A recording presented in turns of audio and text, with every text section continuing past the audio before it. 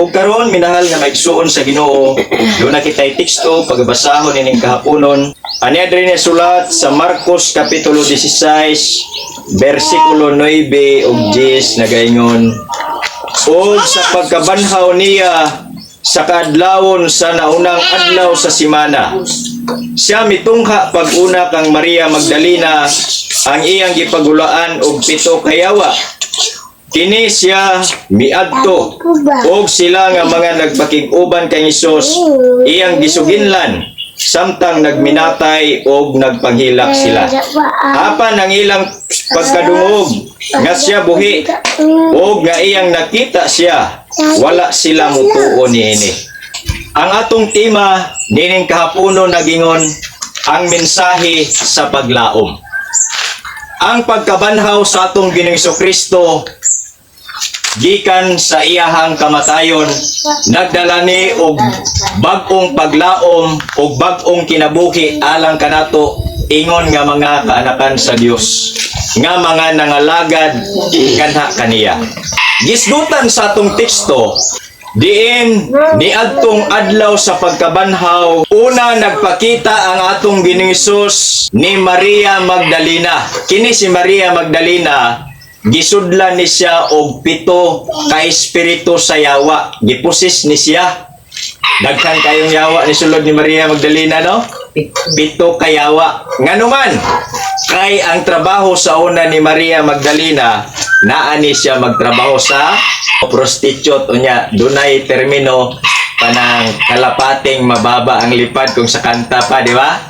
Sa diha nga gisudlan si Maria Magdalena og 7 kayawa, gitambalan ni sa atong Ginoong Hesus. Kayang kayong yawa nag-away sulod sa iyang kaugalingon, sa iyang lawas kay 7 gud ka buok. Human na ayo nga nigawas ang 7 kayawa, niundang na siya sa iyang trabaho or obra og nangalagad siya sa Ginoo. Unang adlaw sa simana. Unsa may unang adlaw sa simana sa kalendar? Domingo. So ang adlaw sa pagkabanhaw, Domingo gyud. Niadtong higayuna, ilang na andan nga sa adlaw sa pagkabanhaw magdala silang mga pahumot. Kaya una dito nga nibisita si Maria Magdalena, si Maria nga inahan sa atong Ginoong Hesus og si Salome. Tulo sila ka babae. Pero ang nisulod una dito sa lubnganan mao ni si Maria Magdalena. Diin pag-adto niya dito, nagkinilakay na sila kay ngano wala na dito ang lawas sa atong Ginoong Hesukristo. Nagtuo sila nga gikawat na ang atong Ginoong Hesus. Og sa pagkabanhaw niya sa kaadlawon sa naunang adlaw sa simana. So kadlawon pa dahil sila na ngadto, dulong-dulong pa.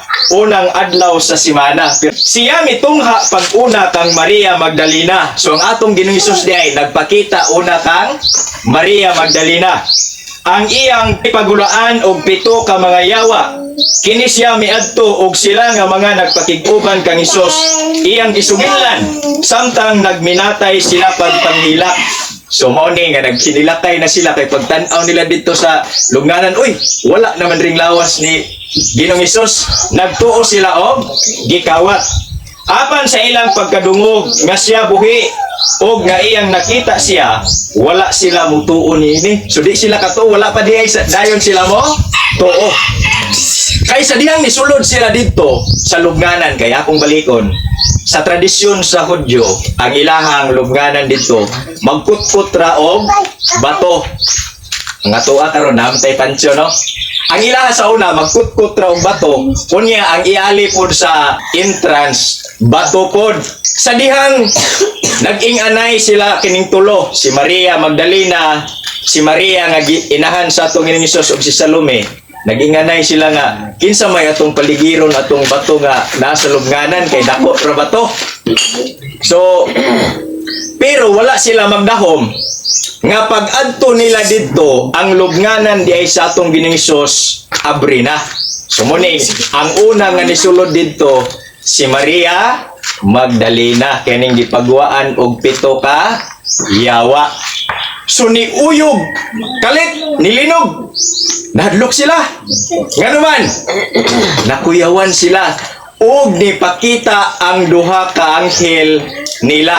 Ang usa sa uluhan sa atong Ginoong ug ang usa sa tilan. Ug niingon, unsa may inyong giari diri? Nitubag si Maria Magdalena kay siya may una dito sa sulod. Kung inyo mangganing nakita ang lawas sa akong Ginoo, palihog iuli ninyo. Nagtuo man siya kung gikawat atong duha ka anghel. Kay nagtuo siya tao rato nga literal. Apan wala masayod si Maria Magdalena nga ang atong Ginoong Hesus naade siyang luyo. Nitawag ang atong Ginoong Hesus, Maria. Paglingi pa niya, gusto unta siya nga muhikap, pero niingon ang atong Ginoong Hesus, Maria, ayaw una ako paghilabti kay wala pa ako makaadto sa akong amahan. Sa English ni gitawag ni touch me not. Muna gisulat niyo si Rizal sa Noli Me Tangere. Kining Noli Me Tangere, Espanyol ni siya, English ani touch me not. Diri ni gikuha ni Jose Rizal. Ayaw usa kong hilabti kay wala pa ko makasaka sa akong amahan. Muna giingon sa atong Ginoong Hesus. Dining tungura, niingon ang atong Ginoong Hesus, suginli sila ang atong mga kaigsunan nga ako nabanhaw. Sumuni nga ilang gisultihan sila ang mga apostol ni Kristo. Nga nabanhaw ang atong Ginoong Hesus. Unsang adlaw nabanhaw ang atong Ginoong Hesus? Unang adlaw sa Domingo. Semana or Domingo. Sa wala pa mabanhaw ang atong Ginoong Hesus kay, di ba nabanhaw ang atong Ginoong Hesus ikatuluman ka adlaw. Sulod sa duha ka adlaw nga wala pa siya mabanhaw, asa man niadto ang atong Ginoong Hesus? Asa man siya? Nagsuroy-suroy? Are, sa wala pa mabanhaw ang atong Ginoong Hesus, kay human siya, niadtong Biyernes Santo, namatay ang atong Ginoong Hesus sa paglansang sa krus, alas 3 sa hapon. Human siya nabugtuan sa diyang nisinggit siya, sumakusong nga tingog ningon siya, natapos na. So namatay siya alas 3 sa hapon. Dayon, sulod sa duha ka adlaw, nga wala pa siya mabanhaw, giadto niya ang eternity.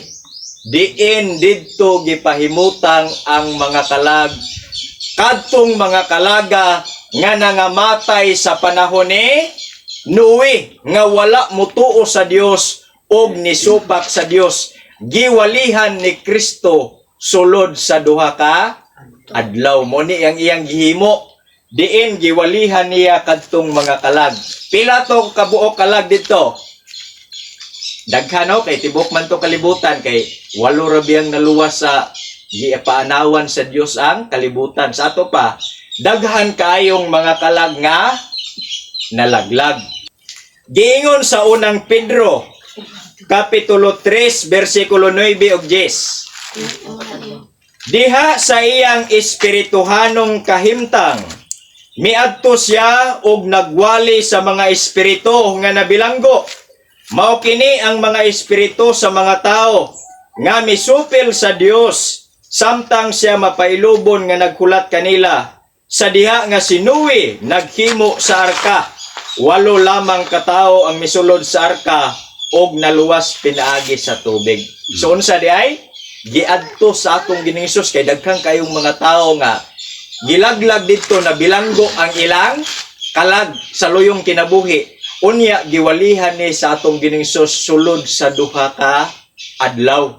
Pero dili tanan nga kalag ang mituo didto.